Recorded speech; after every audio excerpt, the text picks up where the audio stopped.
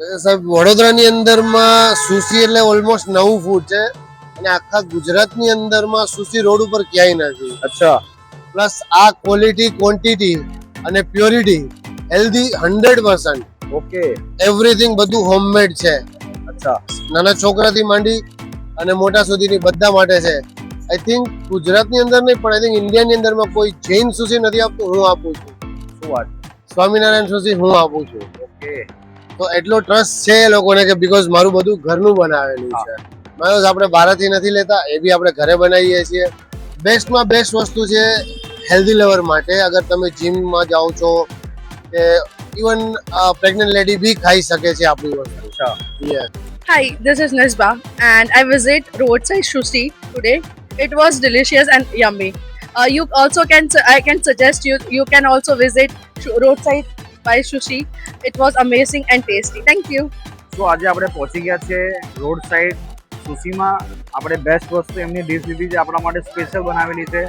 White rice, pepper, spicy ટોફુરો. તો ચાલો ટેસ્ટ કરીશું, રિવ્યુ કરીશું.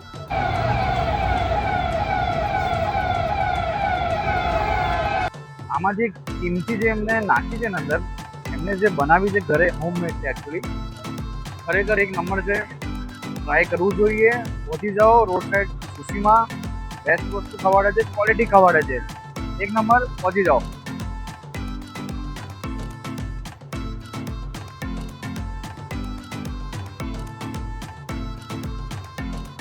એક નંબર આઈટમ બનાવે છે સુશીમાં.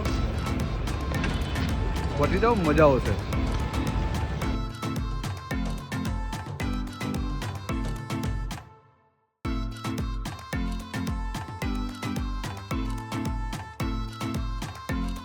सो गाइस, मेरा नाम सोहम है एंड ये रोड साइड सुशी मेरे जो पीछे दिख रहा है ना, यहाँ पे मैं बहुत बार आते रहता हूँ क्योंकि it's my favourite night spot. क्योंकि मुझे जब भी कुछ अच्छा खाना होता है, हेल्दी स्पेशली, तो मैं रोड साइड सुशी आता हूँ. एंड यहाँ पे मेरा मोस्ट फेवरेट है वेज टेम्पुरा. एंड अगर आप लोग को स्पाइसी पसंद हो तो वेज किमची ट्राई करना. They are too good. मेरे को बहुत अच्छा लगता है. आप भी आओ एक बार ट्राई करने के लिए. Thank you. बाय.